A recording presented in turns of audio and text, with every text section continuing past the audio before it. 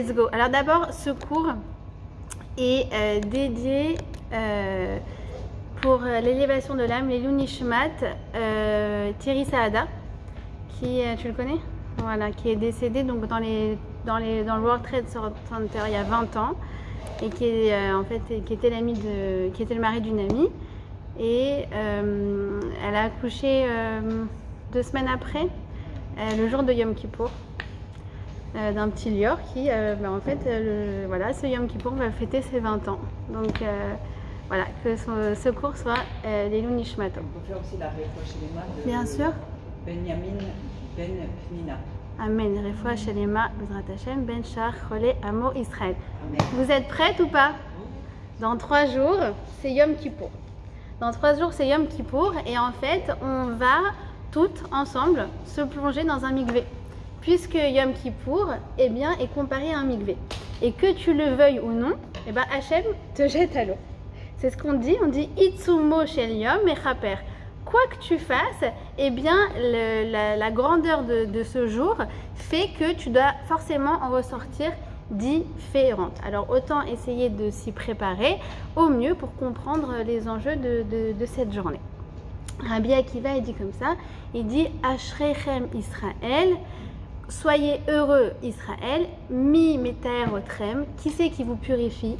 Lifne mi atem metarim, devant qui vous purifiez? Lifne avinu sheba shamayim, c'est Hachem lui-même qui va nous purifier. Pourtant nous, en général, à l'approche de Yom Kippour, on a l'angoisse. On se dit pourvu que cette journée se passe le plus vite possible, et on appréhende. C'est d'ailleurs, on dit souvent le jour redoutable. Et en fait, Yom Kippour, c'est un jour d'amour. C'est vraiment un jour d'amour. Et comme on l'a vu au cours de préparation à Rosh Hashanah, on a vu que Hachem, c'est notre roi, mais on a vu aussi que c'est notre papa. Et en fait, on a vu à quel point il nous aime, il nous aide. Et à Yom Kippour, c'est vraiment l'apogée où on va ressentir cette relation au maximum. Et on va sortir de Yom Kippour, on va se sentir propre, on va se sentir purifié, on va se sentir belle et on va se sentir tzadika. D'ailleurs, je crois que ce cours, je l'ai appelé « Je suis une tzadika ». Voilà. Et donc, Yom Kippour, c'est comme un mikvé, dans le sens où le mikvé, il vient, il nous purifie, c'est-à-dire qu'en fait, il va nous apporter la tahara. C'est quoi la tahara, selon le Maharal? C'est qu'en fait, ça va faire ressortir notre neshama. De la même façon, Hachem, il va venir faire ressortir notre neshama le jour de Yom Kippour. Et c'est un jour qui va nous purifier comme un mikvé. Et mikvé, c'est les mêmes lettres que tikva. Tikva, ça veut dire l'espoir. Et tu arrives au bon moment, Rachel. Et vous aussi, Chantal, quel bonheur. Shana Tova, Gmachatima Tova. Yom Kippour est un jour... Hello, quel bonheur. Bonjour. Yom Kippour s'appelle mikvé, Chantal. Yom Kippour s'appelle mikvé. Et mikvé, c'est les mêmes lettres que tikva. Parce que Yom Kippour va venir nous apporter de l'espoir. Tikva veut dire espoir. En fait, vous savez, les Juifs, Chantal, ils sont plus forts que Pfizer. Pfizer, ils ont inventé un vaccin contre le corona. Nous, on a inventé un vaccin contre le désespoir. Et ce vaccin s'appelle Yom Kippour. Et on fait une piqûre de rappel 1 fois par an. Et en fait, on va comme s'immerger. Vous savez que quand une femme, elle s'immerge dans les eaux du mikvé, elle va enlever tous ses artifices. Elle va reprendre un état originel, un état embryonnaire. Elle va être en contact avec l'eau qui est son milieu de naissance, son milieu originel de chaque bébé. Et elle va ressortir du mikvé et elle va renaître. De la même façon, Yom Kippour nous donne de l'espoir parce qu'en fait, c'est une renaissance chaque année. Et mikvé, c'est aussi les mêmes lettres que koma. Koma, c'est quoi? C'est un étage, parce que Yom Kippour, c'est un jour qui va nous permettre de prendre de la hauteur. C'est un jour qui va nous permettre de prendre notre envol pour tout le reste de l'année. Alors, c'est écrit comme ça. C'est écrit Lo ayu yamim tovim le Israël ke chamesh asar be'av ou ke yom akipurim. Il n'y a pas de jour plus beau pour Israël que le Tu B'Av, d'accord? Donc c'est la Saint-Valentin juive entre guillemets, la fête de l'amour, et Yom Kippour. Alors tu peux dire, ok, je comprends que Tou B'Av, la fête de l'amour, ce soit un jour beau, mais Yom Kippour, on a dit, c'est un jour qui peut paraître redoutable. Qui ne redoute pas Yom Kippour? On a l'impression que on va faire l'étalage de notre casier judiciaire. On va sortir toutes les avérotes. Et en fait, tout comme le jour de Tou B'Av, qu'est-ce que nous disaient nos sages? Ils nous disaient, voilà, chaque femme doit sortir, doit mettre sa plus belle robe. Et si elle sent que les robes qu'elle a dans son armoire ne lui plaisent pas suffisamment, eh bien, elle va emprunter une robe. Mais qu'elle se sente au top, parce que le jour de Tou B'Av, il faut qu'elle se sente belle. Alors, quel est le lien avec Yom Kippour? Eh bien, aussi, le jour de Yom Kippour, c'est là pour qu'on se sente belle. Ça veut dire que c'est là pour qu'on enlève tous les sentiments qui feraient qu'on se sent laide.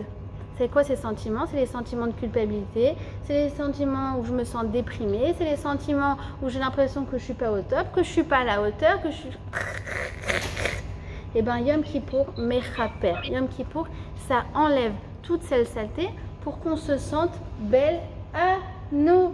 Waouh! On a des femmes de Haïfa, de Jérusalem. C'est magnifique ce soir, Baruch Hashem.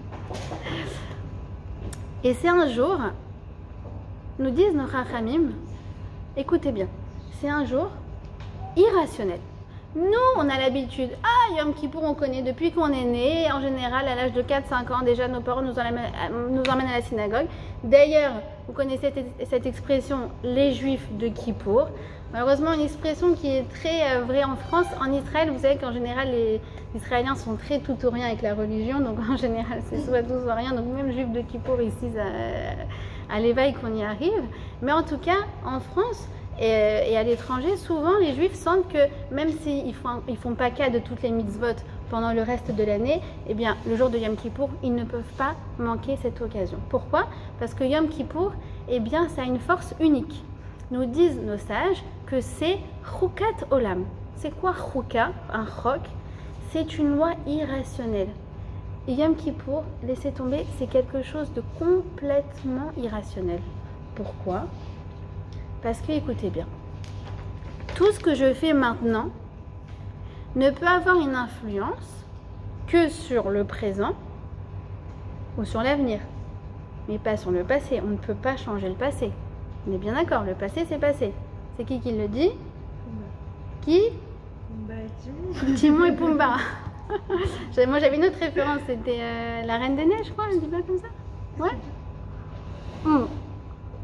Et bien les sages aussi le disaient, le passé c'est passé, mais nous, on a une gomme exceptionnelle qui s'appelle Yom Kippour, qui te permet d'agir aujourd'hui pour avoir une répercussion sur le passé. C'est-à-dire que ce que je fais va effacer mon passé. Je m'explique. Le 4 décembre 2020, j'ai mangé un cheeseburger au Quick. Je sais pas comment c'est pas le Quick, ça n'existe pas. Voilà. Et le jour de Yom Kippour, je regrette ce cheeseburger que j'ai mangé. Qu'est-ce qui va être écrit dans ma vie? Il va y avoir écrit le 3 décembre 2020, Joy a mangé kasher. Elle a mangé tout ce qui va être plus kasher. Je ne sais pas si vous vous rendez compte, vous commencez un petit peu à saisir la tchouva efface le passé. Et pour ça, en fait, il va falloir 3 choses très simples. 1, c'est charata, je regrette ce qui s'est passé. 2, c'est leidvadot, vidouille, je dis à voix haute ma faute. Et 3, c'est kabbalah la'atid, c'est s'engager à ne pas recommencer. Comme avec les enfants.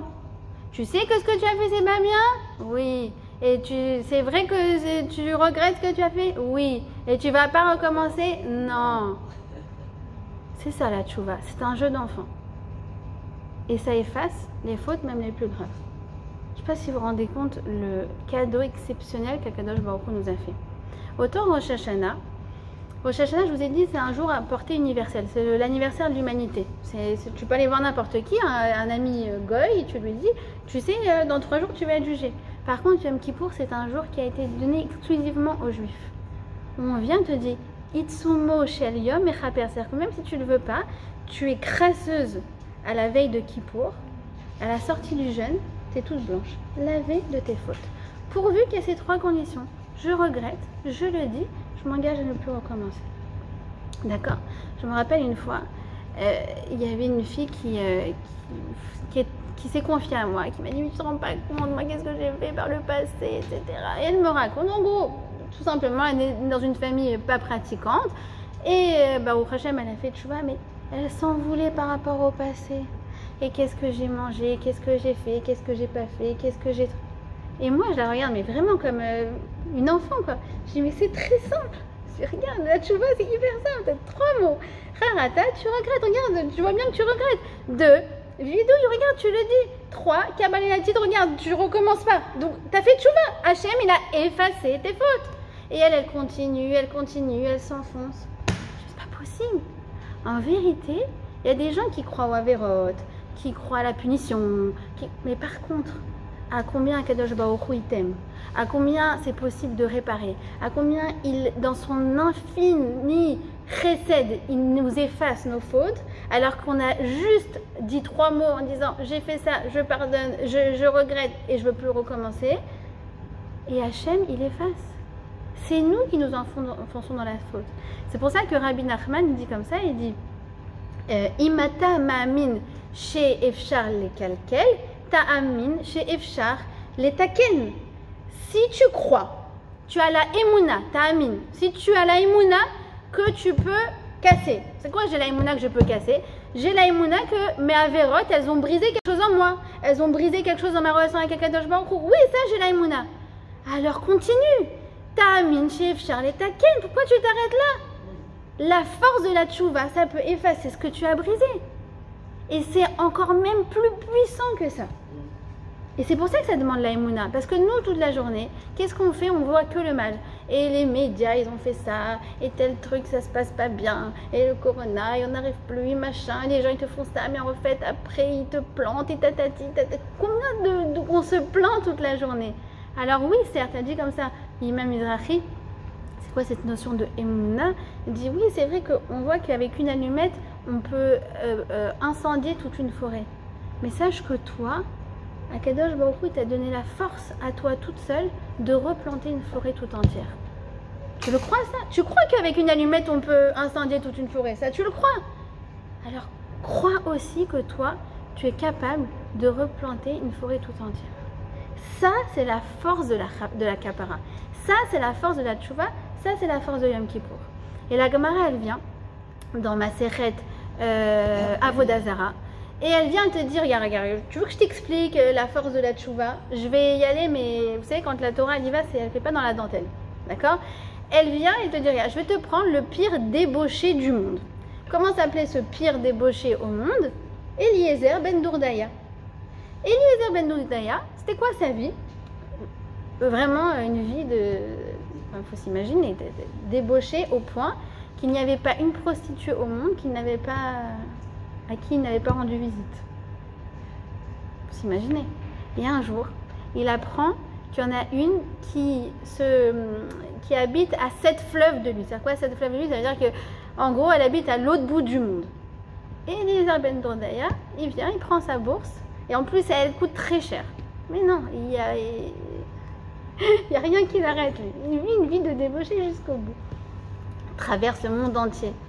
S'apprête à payer des dizaines de milliers de dollars pour aller avec elle. Et elle le regarde comme ça. Elle lui dit... Alors les mots de la Gemara, c'est comme ça. Elle dit, tout comme l'air qui sort de ma bouche ne rentrera plus jamais dans mes poumons, eh bien, de la même façon, Eliezer ne pourra plus jamais revenir à lui-même. Il ne pourra plus jamais faire tchouva. Il est parti tellement bas que... Alors lui, c'est mort. Et Eliezer ben Dourdaya, en entendant ça, il a un effroi, il a une grosse remise en question et il se met à pleurer. Il commence à implorer. Bon, je vous passe la Gemara, tout ce qu'il implore. Finalement, il se rend compte que la tchouva ne dépend que de lui. Et il se met à pleurer à tel point que sa neshama quitte son corps. Et à ce moment-là, il y a une voix du ciel qui dit quoi? Rabbi Eliezer ben Dourdaya est invité dans le monde futur. Et Rabbi Yehuda Hanassi, quand il entend ça, il faut s'imaginer Rabbi Yehuda Hanassi, Rabbi Yehuda Hanassi, il a donné sa vie pour le clan Israël. Il a fait toutes les mitzvot de la Torah. C'est lui qui a compilé toute la Mishnah. Il faut s'imaginer une vie entière de Torah. Et comme Baba Saleh, Rabbi Lubavitch, il faut s'imaginer. Qu'est-ce qu'il dit à ce moment-là? Rabbi Yehuda Hanassi, qui lui-même, dans une Gemara, c'est écrit qu'il n'était pas sûr lui-même d'atteindre le monde futur. Il dit, regardez, en une seconde de repentir, on peut atteindre ce qu'en une vie, on n'est même pas sûr d'atteindre. C'est la force de la tchouva. Et, je ne sais plus de qui j'ai entendu ce commentaire, mais je le trouve génial. C'est écrit comme ça, mais pourquoi c'est écrit Rabbi Eliezer ben Dourdaya? Rabbi, vous savez c'est qui Rabbi? Rabbi Akiva, Rabbi Meir, Rabbi Meir Balanes, Rabbi Yehuda Hanassi. Mais Rabbi Eliezer ben Dourdaya, il y a 3 minutes, c'était le pire débauché du monde. Rabbi, oui, parce que qui s'appelle Rabbi? C'est quelqu'un qui vient apporter un enseignement au monde. Eh bien, Rabbi Eliezer ben Dourdaya est venu nous apporter un enseignement magnifique. Il nous a montré que rien ne peut résister à la tchouva, qui a la capacité de réparer absolument tout. Même, ça c'est encore plus fort, c'est que c'est possible de faire une tchouva telle que ça efface, comme on a dit, toutes les fautes d'une vie en 2 minutes. Mais encore plus que ça, ça peut effacer même toutes les fautes des vies antérieures. Bon, alors vous savez que je ne suis pas très Mekoubal, mystique, tatati, tatata, mais a priori, on n'a pas vécu que cette vie-là. Vous êtes bien d'accord? On sent que notre Neshama, ça fait longtemps qu'elle se trimballe. C'est quoi Gilgoul? Se trimballer. Comme j'ai raconté à mon mari il y a 2 jours, je lui ai dit, tu sais que moi, la première fois que j'ai entendu parler yiddish, j'ai fondu en larmes. Je ne connaissais même pas cette langue. Je ne connaissais pas cette langue. J'étais assise à table avec la grand-mère de mon ami. Et tout d'un coup, elle se met à parler yiddish. Je ne sais pas ce qui m'a pris. J'ai commencé à sangloter, à pleurer. Je sais quoi cette langue? Et bon, voilà. Est-ce que c'est ma Neshama qui la connaissait? Je ne sais pas. Mais j'ai fondu en larmes sans jamais avoir connu cette langue. Et comme on le dit, on dit quoi? Que Hachem pardonne nos fautes.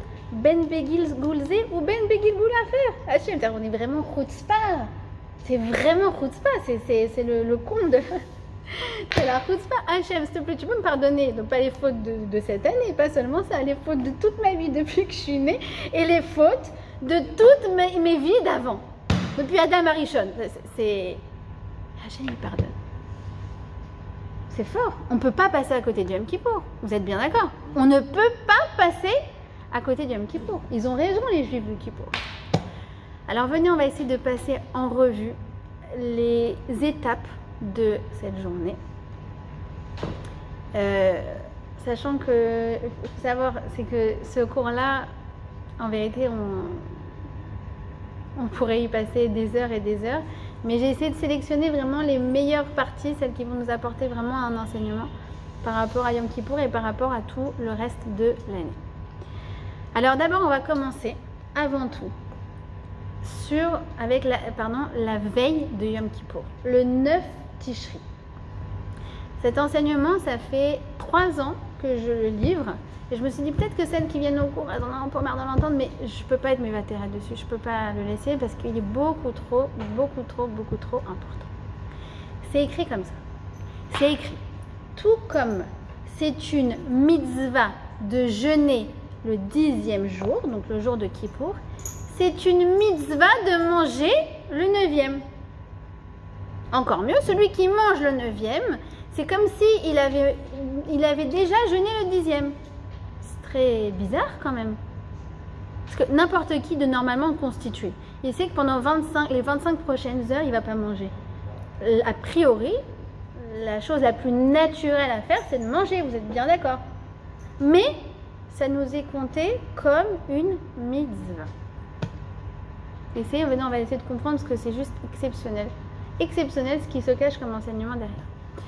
D'abord, pour nous dire une chose, c'est que de jeûner, ça n'est pas l'idéal. Et ça n'a jamais été l'idéal. De se mortifier, de se morfondre, absolument pas. Et c'est d'ailleurs la Haftara que l'on lit le jour de Yom Kippour. la Haftara de Ishayahu, de Isaïe. Qu'est-ce qu'il nous dit? Il nous dit comme ça. Mais est-ce qu'un jeûne peut être agréable un jour où l'homme se mortifie? Voilà le jeûne que j'aime. Rompre les chaînes de l'injustice, dénouer les liens de tous les jours, renvoyer libre ceux qu'on opprime, briser toute servitude, partager ton pain avec la famille, recueillir dans ta maison les malheureux sans asile, quand tu vois un homme nu le couvrir, et de ne jamais te dérober à ceux qui sont comme ta propre chair. Alors ça aussi, ce Isaïe là, ça pourrait faire l'objet d'un cours entier. Mais pour nous dire que quoi? On dit, mais tu crois que Hachem, ça lui fait plaisir de te voir te mortifier? Hachem veut te voir kiffer. Et il veut encore plus vous voir vous faire kiffer les uns les autres. Ça, c'est beaucoup mieux qu'un jeûne. En vérité, le jeûne, c'est pas l'idéal. Et ceux qui croient que Kippour est emblématique du judaïsme, c'est faux, ultra faux. Comment je sais? Comment je sais? Parce que Yom Kippour est appelé Yom HaKippurim. Yom HaKippurim. Kippour ressemble à Purim. Comme pour dire, attends, en fait, Kippour, c'est un grand jour. Pourquoi? Parce que ça ressemble à Purim. C'est la preuve que, qu'est-ce qui est la référence dans la Torah? C'est pas Kippour, c'est Purim. Si tu dis, ah bah lui, il est fort au basket, il me rappelle Michael Jordan. C'est Michael Jordan la référence, vous êtes bien d'accord? Donc c'est Purim la référence. Et Purim, c'est quoi? C'est un jour très terrestre. Un jour où on mange, un jour où on boit, un jour où on invite les amis, un jour où on échange des cadeaux, un jour de joie et de chesed. C'est ça l'idéal. D'accord? Et c'est ça le judaïsme. Kippour, c'est un jour dans l'année. Et c'est pour te dire quoi? C'est quoi cette idée que le 9e jour, alors que tu fais quelque chose qui est le plus naturel du monde, qui est de jeûner, de manger à la veille d'un jeûne, ça t'est compté comme une mitzvah. Qu'est-ce que ça vient nous apprendre? C'est pour nous faire comprendre que n'importe quel acte matériel, tout le reste de l'année, peut être kadosh. Même ceux que tu fais naturellement, parce qu'ils te semblent nécessaires en tant qu'être humain. Et ça, c'est encore une fois un chesed, une bonté infinie du Créateur. C'est quoi? C'est écrit comme ça. Excusez-moi, il y a beaucoup de références aujourd'hui. Rabbi Ben Akashia Omer, Ratsa Akadosh Baruch Hu les Zakot et Israël, les Fichar, Irba Laem Torah ou Mitzvot. Hachem a voulu nous donner des mérites. C'est la raison pour laquelle il nous a donné plein de mitzvot. Il ne nous a pas donné une, pas 10, pas 56, 113. C'est énorme. C'est énorme. Et toi, tu as envie de dire, bah, s'il nous aime, alors justement, qu'il nous laisse un petit peu libre, non? C'est angoissant que toute la vie soit codifiée comme ça. Vous êtes bien d'accord? Alors écoutez bien. C'est qu'en fait, Hachem, il nous aime tellement que même les choses les plus naturelles, il les a mises dans les 613 mitzvot. Je m'explique. Faire attention à sa santé. Ça s'appelle l'instinct de survie. N'importe quel être humain en bonne santé mentale fait ça. La Torah, donc quand toi, tu as un petit bobo et que tu mets un pansement dessus, que tu désinfectes juste avant, ça s'appelle mitzvah. Quand toi, tu fais attention à ne pas traverser en dehors du passage piéton, ça s'appelle mitzvah. Quand toi, tu te brosses les dents pour ne pas avoir de caries, ça s'appelle mitzvah. Quand toi, tu prends des vitamines le matin, parce que tu te lèves la nuit pour ton nourrisson, ça s'appelle mitzvah. J'y vais ou pas? Quand tu fais le vaccin, ça s'appelle mitzvah. C'est pas moi qui le dis, hein, c'est le Rav Kanievski. Il a dit, tu fais 4 mitzvahs, je crois 3 mitzvahs. Vous avez vu la vidéo? Tu fais la mitzvah de faire attention à sa santé. Ve'afta lirecha kamocha, je crois, de aimer ton prochain comme toi-même, ce que tu protèges. Je sais plus, écouter Emunat Rachamim, d'écouter la parole des sages. Bref, j'ai kiffé. En fait, il dit, mais quand tu vas et tu fais ton vaccin, il va pas stam. Dis Hachem, je suis en train de faire 4 mitzvot en même temps là. C'est classe. C'est très très classe. Tout ça, c'est des mitzvot. On continue. Pas shacharit. C'est quoi cette mitzvah? C'est prendre son petit déjeuner. Moi, donc toutes les semaines, je me prépare des petits pains au chocolat. Donc, je prends la pâte des chalotes, j'enfourne un chocolat. Et c'est mon pain au chocolat du matin. Je le congèle et je mets au micro-ondes. Et les enfants, ils me voient, je dis, maman fait mitzvah de pas shacharit là. Même quand tu manges des cornflakes, il faut que ce soit maisonnote. Pas shacharit. Elle n'est pas extraordinaire, notre Torah, franchement. Elle n'est pas extraordinaire. Qu'est-ce qu'il y a d'autre comme exemple? Enfin, t'as les Hakamora, quand tu donnes un conseil à quelqu'un, quand tu l'écoutes. J'ai pensé à un truc de fou tout à l'heure. Bon, je sais pas, ça va me revenir. D'accord. Prendre sa douche. Prendre sa douche, c'est dans la Mishnah. Il a la zaken, il va il se dirige, il semble pressé. Et ses élèves lui disent, où tu vas, maître, Rabbi, où tu vas? Il dit, je vais faire une mitzvah. Ah, vite, il se court après, qu'est-ce qu'il va faire comme mitzvah? Il dit, je vais prendre ma douche. Je vais au bain public. Et il dit comme ça, il dit, mais comment ça, c'est une mitzvah? Il dit, mais bien sûr, comme on a été créé B'Tselem Elohim, à l'image de Dieu, eh bien, on prend soin du cadeau extraordinaire que Dieu nous a donné, qui s'appelle le corps. Pour les femmes mariées, d'avoir des relations intimes, c'est une mitzvah. C'est exceptionnel quand même. Vous vous rendez compte? En fait, Akadosh Baruch Hu, il a codifié plein de choses que tu fais de façon naturelle et sans le savoir, toute la journée tu fais des mitzvot. Mitzvot, mitzvot, mitzvot, mitzvot, mitzvot, mitzvot, mitzvot, jackpot, du jackpot. Et tes avérotes, il les efface en un jour. Pourvu que tu en aies dit, tu regrettes, tu le dis, tu t'engages vraiment, sincèrement, à ne plus recommencer. Mais quelle Torah? Mais quelle Torah? Ça, je l'apprends de qui? C'est un enseignement de Rav Yakovson. Il raconte que quand il était petit, je vous ai déjà raconté cette histoire, quand il était petit, de 8-9 ans, c'était un enfant qui avait beaucoup de questions sur... il était à la yeshiva, mais il avait un esprit critique. Il avait beaucoup de questions parfois qui pouvaient énerver les rabbinim. Il a dit que, bon, en même temps c'est de la vieille époque, il doit avoir 75 ans, mais il s'est déjà pris des tartes à cause de ces questions. Et un jour, il sort de la yeshiva, et là il tombe sur qui? Sur le Rav Shlomo Zalman Auerbach. D'accord? Une sommité. Zecher Tzadik Akadosh Livracha. Et alors il le voit, il se dit, il le voit à l'arrêt de bus. C'est comme si il voit une star. Il se dit, Rav, j'ai une question. Et là, le Rav Shlomo Zalman lui dit, oui, bien sûr, mon petit, quelle est ta question? Et là, il dit, moi qui ai des questions tout le temps, à ce moment-là, je ne sais pas pourquoi ça m'échappe, j'ai plus de questions. Et finalement, bon, il se reprend, il dit, oui, j'ai une question. Et il dit, mais attends, je comprends pas. Hachem, il a dit qu'il nous aime. Ratsa, Kadosh Baruch Hu, les Akot et Israël, il veut nous donner des mérites. Les Fichar, Natan, Torah, les Fichar, Irbe, Lahem, Torah, Mitzvot. Alors il nous a donné plein de mitzvot. Mais quelle arnaque! C'est pas vrai, normalement quand tu aimes quelqu'un, tu le laisses tranquille. La réponse de Shlomo Zalman Auerbach, magnifique. Il dit comme ça, il dit, dis-moi mon petit, est-ce que ça t'est déjà arrivé de mettre les deux chaussures en même temps? Tu dis pardon? Il dit, bah non, je mets toujours une avant l'autre. Alors il dit, regarde, dans le Shulchan Aruch, c'est écrit qu'il faut mettre sa chaussure droite avant sa chaussure gauche. Ça pourrait paraître embêtant, n'est-ce pas, que même jusqu'aux chaussures, la Torah vient codifier le comportement.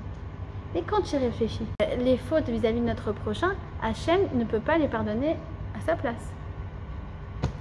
Donc cette semaine, il faut décrocher son téléphone et demander pardon. Et ne me dites pas que vous avez personne à qui demander pardon. Vous n'êtes pas sadiqa à ce point-là, parce qu'on fait toutes des erreurs. C'est pas possible qu'en une année, il n'y ait eu personne avec qui il y ait une petite friction, un petit malentendu, un petit désagrément. C'est le moment. C'est le moment de décrocher son téléphone et de demander pardon. Et de dire, je te demande pardon. Je vous ai déjà dit que cette phrase, elle écorche comment on dit la gorge. Mais il faut apprendre à la dire. Moi, j'ai appris à la dire. C'est pas du tout, ça va pas du tout de soi. Je te demande pardon. En fait, je pense que tu avais raison. je n'ai pas été à la hauteur.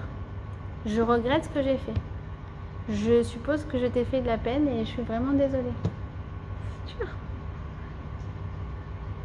Et ça, il faut le faire avant Yom Kippour parce que ça, Hachem, vous ai dit, il peut tout faire, hein, quand ça le concerne lui. Mais quand ça concerne les autres, il va falloir assumer ses responsabilités. D'accord? Ensuite, on rentre dans la journée sous le signe du 5, d'accord? On va avoir 5 interdits, ne pas manger, ne pas... Non, oui, des chaussures en cuir, shotim l'autre, lo mitrachatim, ne pas se doucher, lo mitbasemim, en aleor. Et ne pas, voilà, bon bref, ça m'échappe, mais on a 5 interdits le jour de Yom Kippour. Et de la même façon, on va avoir 5 tfilas le jour de Yom Kippour. Arvit, Shacharit, Moussaf, Mincha et la Neila. Voilà, il faut vraiment que je fasse mes révisions là, c'est la catastrophe. Et ça en fait, c'est parce que justement on met le corps de côté. C'est pour ça qu'on a ces 5 interdits, parce qu'en fait le corps est mis de côté et qu'on va avoir 5 prières, parce que là c'est la Neshama en fait que l'on vient nourrir. Au lieu de nourrir le corps, on nourrit la Neshama. D'accord? On doit faire le vidouille. Donc le vidouille, c'est ce fameux texte écrit de Aleph à Tav, si vous voulez, de A à Z, avec qui contient en fait toutes les fautes qu'on pourrait faire. C'est-à-dire qu'on va essayer de penser effectivement à des choses, voilà, j'ai marmonné le Birkat Amazon 90% du temps, j'ai pas bien fait mes brachot, bon, bref, chacune son niveau, mais on ne peut pas penser forcément à ce qui s'est passé pendant les 364 jours, d'accord? Alors, ce texte-là, le vidouille, a été écrit par les sages, et en fait, lui-même, il est écrit de l'Efadaf pour dire ça va englober de toute façon toutes vos fautes. Il suffit simplement de le dire et de le dire avec sincérité. Après, vous pouvez l'étudier, vous pouvez le lire en français. Et normalement, le vidouille, on en lit 2 par prière, donc ça fait en tout 10. Et même si on n'est pas à la synagogue toute la journée, eh bien, on essaye quand même de dire le vidouille dans les prières on est encore à la maison. D'accord? C'est-à-dire que si on arrive à la synagogue tard, par exemple, du coup on loupe Shacharit et Moussaf, par exemple, eh bien, on va essayer de dire 4 fois le vidouille quand on est chez nous. D'accord? Vidouille vient du mot les hitvadot. Les hitvadot, c'est réflexif. Je me dis mes 4 vérités. Le jour de Kippour, c'est le moment où on va sortir de nos justifications un peu scabreuses, en mode ah mais tu comprends, c'était parce que j'étais très fatiguée, ah mais tu comprends, c'est parce que j'étais énervée, ah mais tu comprends, c'est parce que ma belle-mère, ah mais tu comprends, c'est parce que les hormones, j'avais mes règles ce jour-là. Tout le temps on se trouve évidemment des prétextes, et bien ce jour-là il n'y a pas de prétexte. Ce jour-là tu assumes, tu dis j'ai fait des erreurs. J'ai fait des erreurs. C'est une prise de conscience et elle est salvatrice. Elle est très très importante cette prise de conscience. Pourquoi? Parce que la Torah nous dit que Shaoul a fauté une fois, mais il a perdu la royauté. En revanche, David a fauté 2 fois, mais il a conservé la royauté. Pourquoi? Parce que Shaoul a dénié tout simplement ses fautes. C'est-à-dire que quand le prophète Shmuel est venu le voir pour lui dire « t'as fauté », eh bien, Shaoul n'a pas accepté ça. Et il ne s'est jamais remis en question. En revanche, David qui a fauté 2 fois, lorsque le prophète Nathan est venu le voir pour lui dire « tu as fauté », qu'est-ce qu'il a dit? « Chatati ». Chatati. J'ai fauté. Et juste après, qu'est-ce qu'il va lui dire Nathan? Hachem a effacé ta faute. Parce que Hachem, la Torah ne veut pas qu'on tombe dans le déni. Sinon, on ne progressera jamais. Et ça, c'est le but de Yom Kippour. Kippour, c'est un mikvé. Mikvé, c'est coma. Kippour, c'est pour me faire aspirer justement à la grandeur. Je veux pas de petitesse dans ma vie. Et je vous assure que si on était capable de dire ces phrases comme « je me suis trompée »,« j'ai fait une erreur »,« je te demande pardon »,« je suis désolée », mais il y aurait quasiment plus de disputes dans le monde. Quasiment plus. Combien de fois t'entends les 2 belles-sœurs qui sont fâchées depuis 20 ans? Combien de fois t'entends ce truc-là? Et tu dis, en fait, qu'est-ce qui s'est passé? Bah, j'étais chez elle n'a pas voulu me servir le café. Et tu peux pas lui demander pardon, pardonner. Vous savez, c'est ça il y a 2 choses il n'y a rien qui est irrétrapable dans une relation en général. Regardez, même nous, on a fait le veau d'or, Hachem, il nous a pardonné. Mais quoi? Qu'est-ce qui va être irrattrapable? C'est quelqu'un qui ne sait pas pardonner, d'accord, à l'autre, quelqu'un qui ne sait pas demander pardon, et aussi quelqu'un qui ne sait pas se pardonner. Moi, j'ai connu un couple comme ça, c'était déchirant. Parce que lui, il a fait quelque chose, vraiment pour le coup, tu peux dire irrattrapable. Mais elle a fait un travail sur elle exceptionnel. Mais quand je vous dis exceptionnel, de lui pardonner. Ben c'est lui qui il a pas voulu. Parce que lui-même n'a pas su se pardonner à lui-même. C'est ça en fait. C'est tout aussi le but de Kippour, c'est de reconnaître qu'on a fait des fautes. Et que c'est pas grave, qu'on peut continuer à aller de l'avant, malgré tout. Comment? C'est bon, je peux monter d'étage. J'ai descendu un étage, mais je peux en monter deux. Pas parce que je suis descendue que je suis obligée de descendre plus bas. Mais nous, parfois, on a honte. En vérité, c'est très désagréable le sentiment de demander pardon. Pourquoi? En vérité, c'est parce qu'en fait, tu as honte. C'est la chouma de demander pardon. La honte, sachez-le, c'est le sentiment de quelqu'un qui est grand. De qui j'apprends ça? De Adam et Chava. Quand ils ont fait la faute, qu'est-ce qu'ils ont fait? Qu'est-ce qu'il y a écrit? Itbosheshu. Ils ont eu la boucha, la chouma, comment on dit en yiddish. Je vais me mettre à pleurer. Itbosheshu, c'est le sentiment d'avoir honte. Mais c'est très bien. Vous savez, les psys modernes, ils ont voulu nous enlever le sentiment de honte. Genre en mode, non, mais tout est ok, non, mais tout est truc, c'est bon, zéro frustration, zéro culpabilité, zéro truc. Non, ce que tu as fait, c'était pas bien. Et c'est désagréable. Mais bosh, boucha, à l'envers, ça fait quoi? Chouva. C'est un sentiment de honte, en fait, c'est un tremplin, parce que c'est ça qui te permet de te remettre en question et de changer. C'est notre conscience. La honte, en fait, c'est quoi? C'est notre conscience qui nous rappelle à l'ordre. C'est notre conscience qui nous rappelle qu'on n'a pas été à la hauteur. D'accord? Qu'on a exprimé la partie basse de nous-mêmes. C'est dommage. D'accord? Alors, c'est juste qu'on fasse bien le distinguo entre un sentiment de regret, de honte, d'accord, de culpabilité ponctuel peut être très bien. D'accord? C'est pour ça qu'il y a Yom Kippour. Mais faites attention, Yom Kippour est un jour dans l'année. C'est pas 365 jours. Qu'est-ce que ça veut dire? Ça veut dire que, par contre, un sentiment de culpabilité qui n'est pas lié à quelque chose, qui est comme ça un peu diffus, qui est un peu permanent, qui revient tout le temps, de quelqu'un qui en fait se remet tout le temps en question, qui n'assume pas, ne s'assume pas, alors là pour le coup, non, c'est pas bon. Parce que ça fait qu'on est mal dans notre peau et qu'on développe une mauvaise opinion de nous-mêmes. Rabbi Yakovson, il fait le distinguo très clair entre Rikshe Hashama. C'est quoi Rikshe Hashama? C'est quand tu te lèves le matin que tu n'es pas bien avec toi-même. Il dit, oula, attention, le matin tu dois être bien avec toi-même. Il fait le distinguo entre Rikshe Hashama, qui sont en fait des sentiments qui, contrairement à ce qu'on pourrait le croire, nous tirent vers le bas, et Regesh Hashama, celui de Yom Kippour, celui de la Harata, celui de la honte, celui de mince, dommage, j'ai loupé. C'est quoi Rikshe Hashama, ce sentiment diffus? C'est le sentiment par contre de Caïn. Autant Adam a réussi cette chouva, Caïn pas du tout. Pendant, je sais combien de temps il a vécu, Caïn, je sais plus, 7 générations je crois, et il faisait que tourner autour de lui-même. Pourquoi? Parce qu'il n'a pas réussi à se pardonner à lui-même. Pourtant Hachem lui a dit, hein, Caïn, il a dit, Im tetiv, si toi tu veux, tu vas t'en sortir. Mais Caïn lui-même ne s'est pas pardonné à lui-même. Et il va dire quoi? Il va dire Gadol Avoni Minaso. Tu vois, ma faute, elle est trop lourde pour être portée. Non, ça on veut pas. La faute de Caïn, elle mène nulle part. Pardon, la tchouva, entre guillemets, de Caïn, elle mène nulle part. La tchouva de Adam, bosh, la chauve.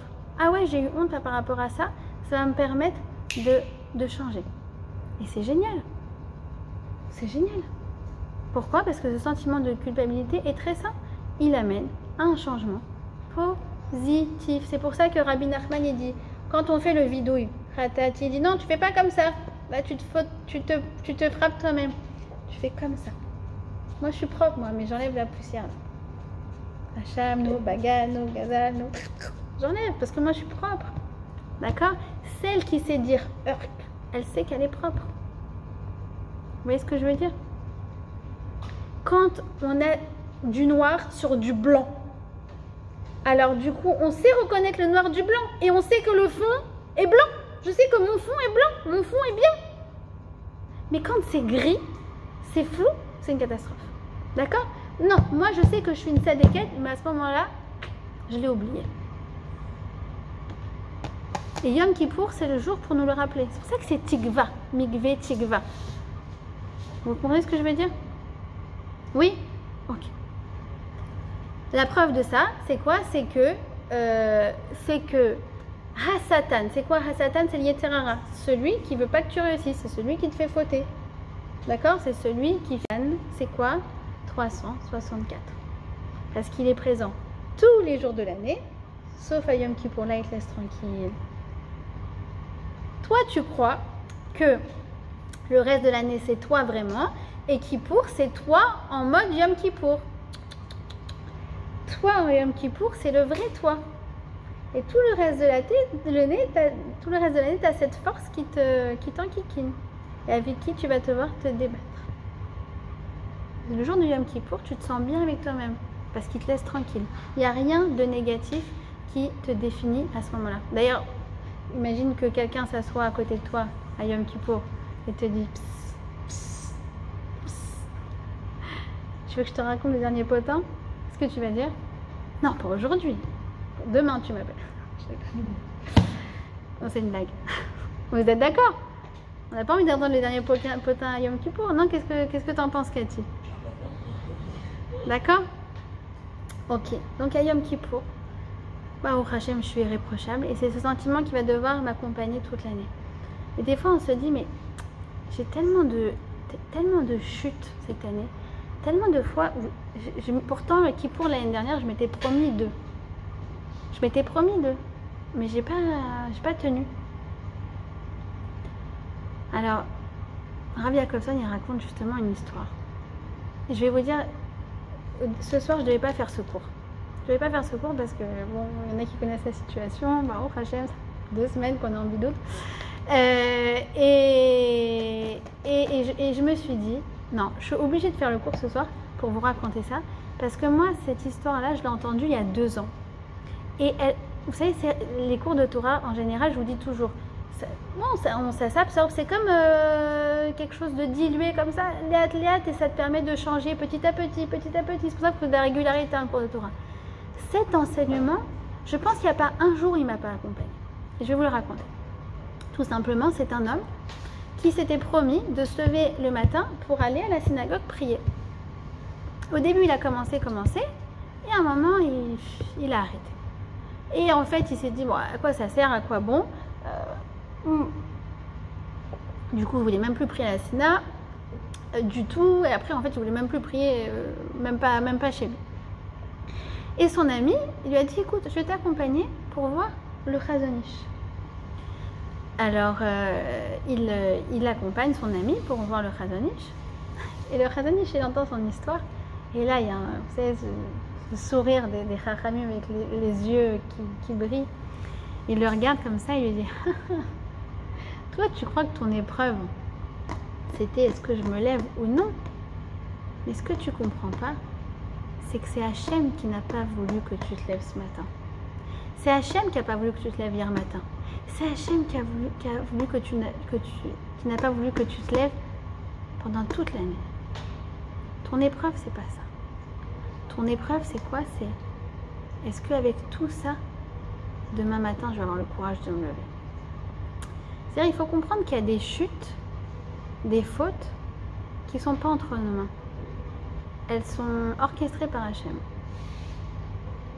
Mais la question, c'est toi, comment tu vas te sentir après? Est-ce que tu désires te relever? Imtétiv, si tu veux, tu vas te relever, c'est ce qu'il dit Hachem à Caïn. Mais à Caïn, il dit non, Caïn, il dit c'est mort, moi je suis quelqu'un de nul, moi je reste dans ma faute, je reste dans la boue. Non, si tu veux, tu peux. La chute, laisse tomber.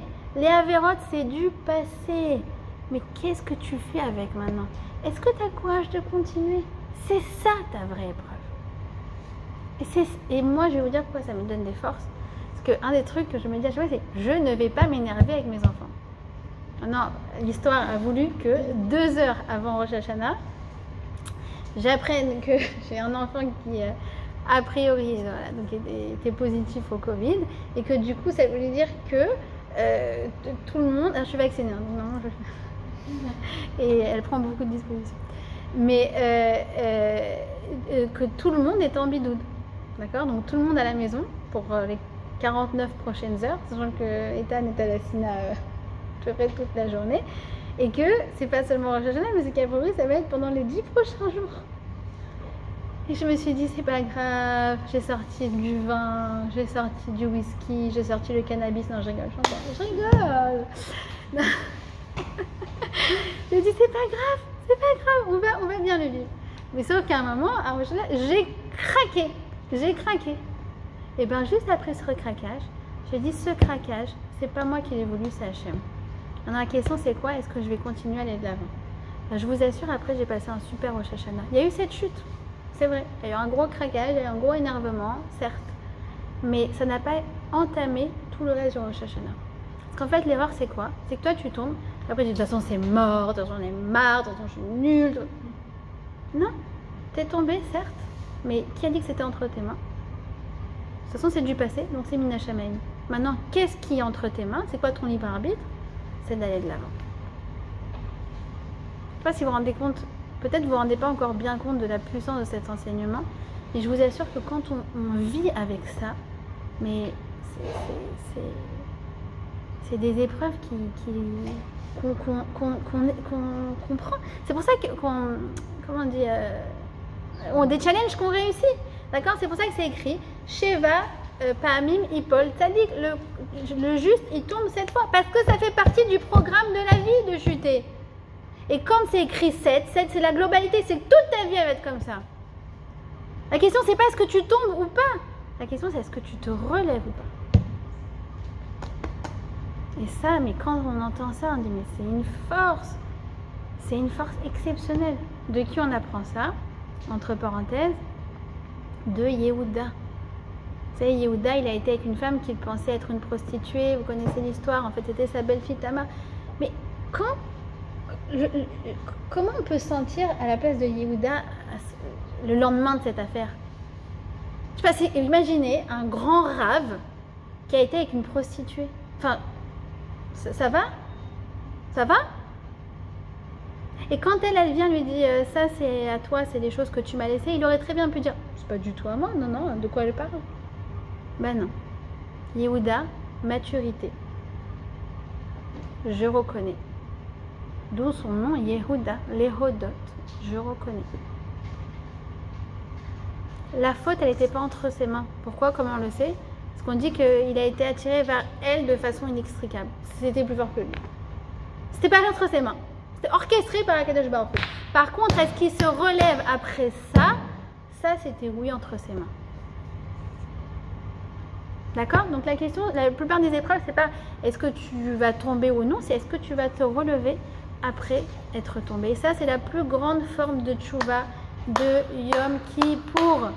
Le Yom Kippour, il est là aussi pour qu'on se pardonne à nous-mêmes. On doit faire tchouva sur toutes les fois où on a pensé qu'on était nul. Et on se dit non, moi je suis grande en fait. Je suis grande. Je suis tzadika. Je suis une bonne personne. Mais là, non, certes, je reconnais, je n'ai pas été à la hauteur. Et ça, c'est le plus grand chesed qu'on peut se faire à soi-même. Et c'est le meilleur pardon qu'on peut se faire en Rosh Hashanah.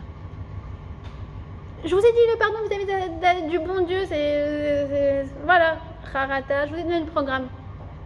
Pardon vis-à-vis des autres, c'est comme Yehuda, il va falloir s'assumer, appeler, décrocher son téléphone et dire je regrette. Le pardon par rapport à soi-même, c'est vraiment renouer avec le bon qui est en soi. D'accord? C'est pour ça que la Torah nous dit quelque chose d'exceptionnel. Chantal, écoutez. quand on fait une avéra, non mais c'est exceptionnel, on devrait s'accrocher ça chez nous.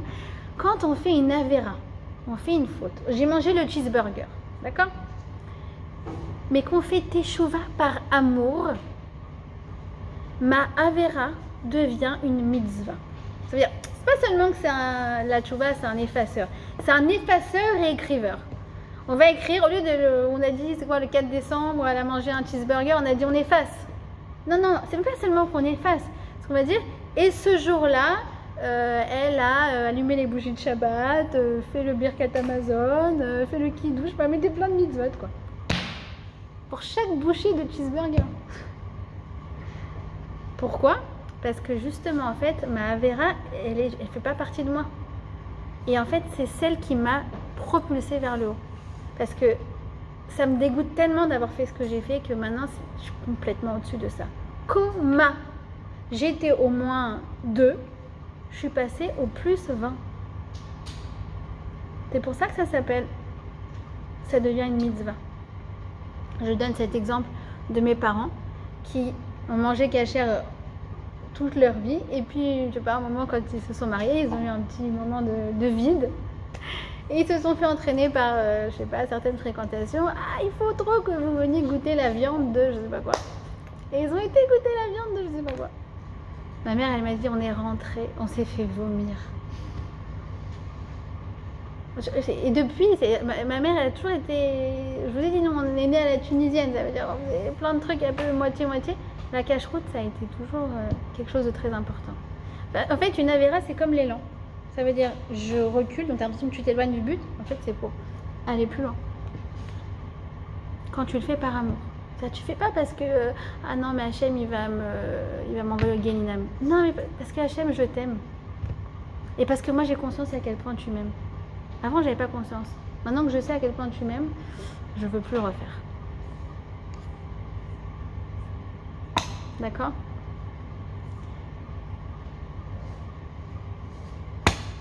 Yom Kippour, c'est le jour du pardon aussi. Bon, même si ça serait l'objet d'un cours en soi. C'est écrit comme ça que Kol Amavirim Almidotav. T'as la phrase, Mélanie? Wikipédia? Ah, je sais plus. Ça fait... Est-ce que je l'ai? Ok. Quand nous, en fait, on se montre, il y a un effet miroir qui est que Hachem est indulgent vis-à-vis de nous-mêmes. D'accord? Exemple, la belle-sœur. La belle-sœur qui t'a fait un scandale devant tout le monde et qui t'a humilié et tout. Et la fille, elle vient te voir, elle te dit, regarde, qu'est-ce qu'elle m'a fait ma belle-sœur. Je te comprends. Mais tu sais aussi, tu as une opportunité en or. C'est quoi cette opportunité en or? Tu sais, normalement, selon la stricte justice, tu n'es pas obligé de la pardonner. Selon la normalité, quoi, la nature des choses, tu n'es pas obligé de lui pardonner. Mais essaye de prendre la hauteur. Si tu arrives à prendre la hauteur et à faire un effort pour lui pardonner, alors sache que Akadosh Baruch Hu lui-même, il va tout te pardonner.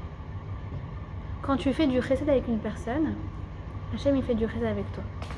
C'est-à-dire que quand toi tu agis selon la norme, selon les choses naturelles, Hachem aussi, selon la stricte justice. Mais quand toi tu dis, bon, tu sais quoi, allez, on passe. Et c'est dommage, je vous ai amené un livre, mais je l'ai laissé là-haut. Je me suis rendu compte, ce livre était tellement génial que je lis dans les 3 langues. Je lis en français, en anglais et en hébreu. On ne se rendait pas compte qu'on lisait le même à chaque fois. Et je veux l'étudier à la choule, le Shabbat.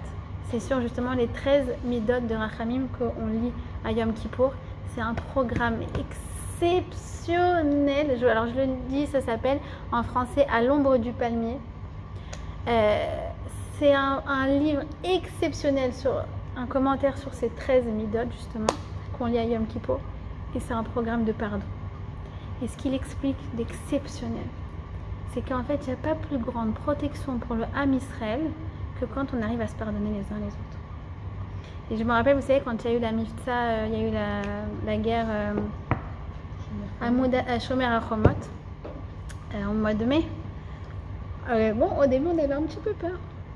Moi, j'ai pris mon courage à 2 mains, justement. Il y a 2 voisines qui sont fâchées. Maintenant, il y en a une qui est vraiment, elle exagère. Franchement, elle exagère. Et l'autre, elle lui pardonne pas. Et j'ai été la voir. Je lui ai dit, celle qui lui pardonne pas, je lui ai dit, regarde, s'il te plaît, j'ai un service à te demander. Tu sais, là, on est en temps de danger. Et ben, il n'y a pas plus grande protection que quand on arrive à se pardonner l'un l'autre. Alors moi, j'ai un service à te demander. Est-ce que tu peux lui pardonner à l'autre? Même si, d'accord, je sais, elle exagère tout ce que tu veux. Je lui dis parce que moi, je crois plus en ton pardon qu'en Kippat Barzel. Il n'y a pas plus grande protection pour le Ham Israël quand on arrive à se pardonner les uns les autres. D'accord? Donc voilà, essayez de garder ça en tête. Arriver à Yom Kippour, ce qu'on appelle en hébreu Mefouyas. Mefouyas, c'est apaiser sans aucune rancœur. D'accord? On va terminer sur la Neila. D'accord? La Neila, il y a les 7 cieux, les 7 Shamaim qui sont ouverts. On est en lien directement avec le Kisei HaKavod. À ce moment-là, on peut tout demander. On ne dit plus Kadvenu Bechaim, on dit Chatmenu Bechaim. C'est Hachem, il écrivait. Et là, il va signer, tamponner. Alors là, tamponne-nous, s'il te plaît, Hachem, des bonnes choses. Et voilà. Et Bezrat Hachem, qu'on ressorte de Yom Kippour. On est bien après Yom Kippour. Comment on est? On se sent légère. Avant, on pesait 50 tonnes. Et là, on est toutes légères. Alors que Bezrat Hachem, qu'est-ce qui nous fait nous rendre légères? C'est justement ce sentiment de Ani